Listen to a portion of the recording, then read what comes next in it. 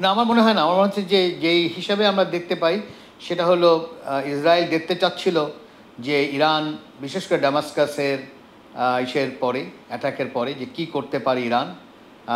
তো ইরানের একটা ডোমেস্টিক কম্পালশন ছিল কিছু একটা করা, কারণ সে ভালো করেই জানে যে এই বিচারটা সে পাবে না, এবং সে নিরাপত্তা পরিষদে স্পষ্টত বলেছিল এই জিনিসটা বিচার করা, কিন্তু ওয়েস্টার্ন ওয়ার্ল্ড কন্ডেম করেনি, যদিও ওয়েস্টার্ন ওয়ার্ল্ডরাই কিন্তু এই নিয়মের পিছনে বড় আকারেই ভূমিকা পালন করেছিল যে কোনোভাবেই মিশন অ্যাটাক করা যাবে না। এবং এটা শুধু ইরান না, এটা যদি আজকে ব্রিটেনের কোনো মিশন অ্যাটাক করা হয় বা আমেরিকার কোনো মিশন অ্যাটাক করা হয় তৃতীয় দেশে, সেই দেশ কিন্তু রাইট থাকে, আইন যেটা দেওয়া আছে ওখানে যে আক্রমণ করা বা ওই মিশনটাকে উদ্ধার করা। তো আমার মনে হয় ইরানের আর কোনো অবস্থা ছিল না। সেই হিসাবে ইরান এই আক্রমণটা মনে রাখতে হবে যথেষ্ট কোরিওগ্রাফড আক্রমণ। এটা তার যেসব রাষ্ট্রের সাথে সম্পর্ক তাদের মাধ্যমে সে এটা প্রকাশ করেছে যে আমেরিকা যেন জানে, সেটা সৌদি আরবের মাধ্যমে জানিয়েছে, এখন দেখা যাচ্ছে টার্কির মাধ্যমে সে জানিয়েছে। সো কোনোভাবে এটা অতর্কিত হামলা ছিল না।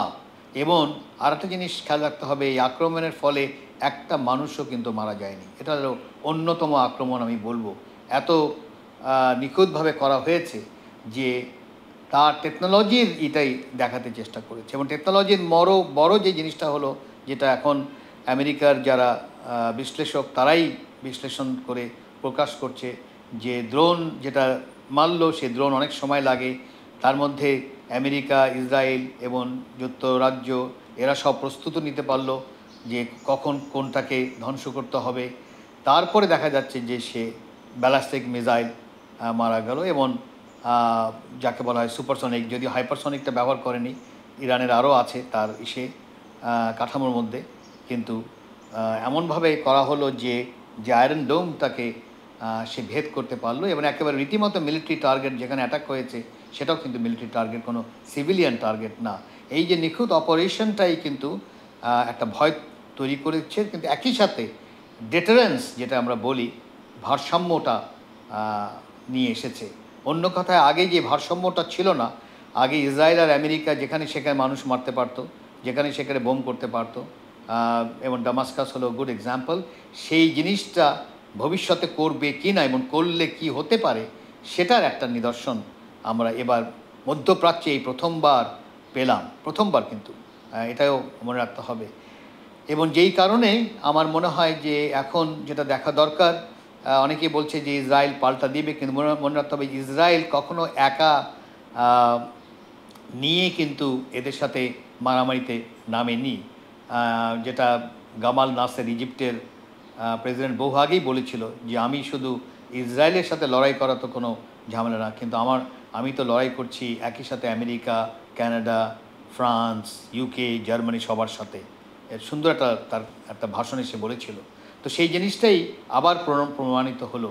তো সেখানে যেই জিনিসটা দেখা দরকার সেটা হলো যে এই যে ডেটারেন্সটা বা নতুন যে ভারসাম্য যদি আমি বলি, এটা নতুনভাবে তৈরি করা হলো।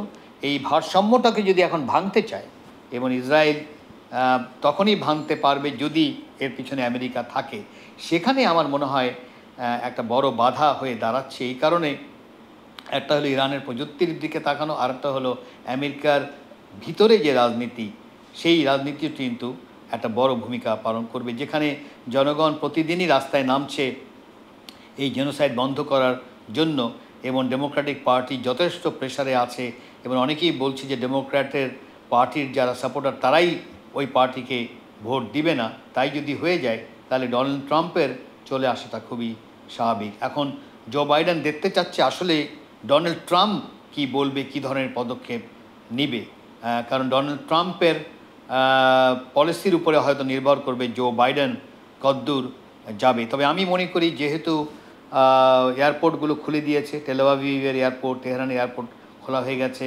ইরানও স্পষ্ট বলেছে যে না, এই ফেজটা শেষ যদি না আবার আক্রমণ না করা হয়। তারপরে আমরা দেখছি যে ইসরায়েলের স্কুলও খুলে গেছে। সেই হিসাবে বলা যেতে পারে যে বড় আকারে আমরা যুদ্ধের মধ্যে যাচ্ছি না।